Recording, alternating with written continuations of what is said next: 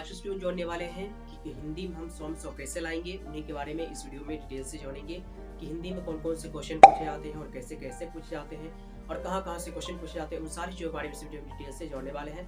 तो चलिए दोस्तों वीडियो को शुरू करते हैं। दोस्तों आपको बता दें कि जब हम क्लास 10th का एग्जाम देते हैं हिंदी का, तो उसमें टोटली 100 नंबर का एग्जाम होता है बिहार बोर्ड में। अब उस 100 नंबर में से हम बारी बारी समझेंगे कि 100 नंबर में से 50 ऑब्जेक्टिव का होता है और 50 सब्जेक्टिव का।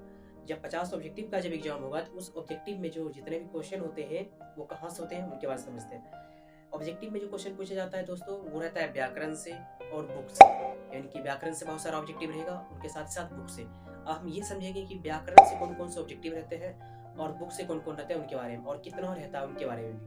तो दोस्तों आपको बता दें कि बुक से अधिक ऑब्जेक्टिव रहता है और व्याकरण से थोड़ा कम। लेकिन व्याकरण से जो ऑब्जेक्टिव आते हैं वो इस तरह से, जैसे कि मान लीजिए बोला जाए संज्ञा कितने भेद हैं, निम्नलिखित में से कौन सा उपसर्ग है, कारक के कितने भेद हैं, इनमें से कौन सा कारक है। इस तरह का जो ऑब्जेक्टिव टाइप क्वेश्चन होता है दोस्तों वो ग्रामर से आपको देखने को मिलता है, हिंदी व्याकरण से। अब बात करते हैं बुक का।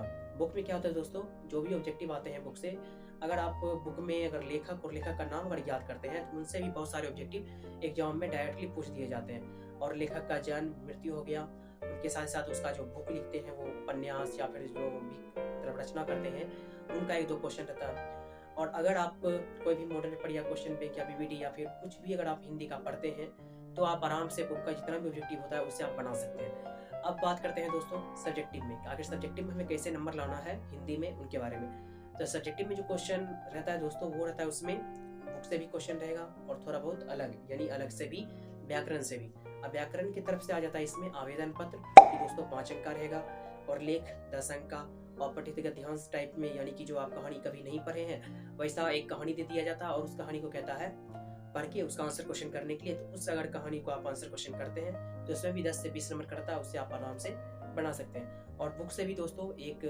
काव्य खंड क और ख 2 है, उन दोनों में से अगर बात की जाए तो एक जिसमें कहानी है और दूसरा कविता है। तो कहानी में से 5 अंक का एक आपको सारांश दे सकता है बनाने के लिए, चाहे कोई भी चैप्टर हो उसमें से एक सारांश दे सकता है। सारांश में क्या होता है कि कोई भी कहानी है उसको आपको शॉर्ट में लिखना है, अपने अनुसार से उसको शॉर्ट में लिखना है कि उस कहानी में क्या क्या हुआ है।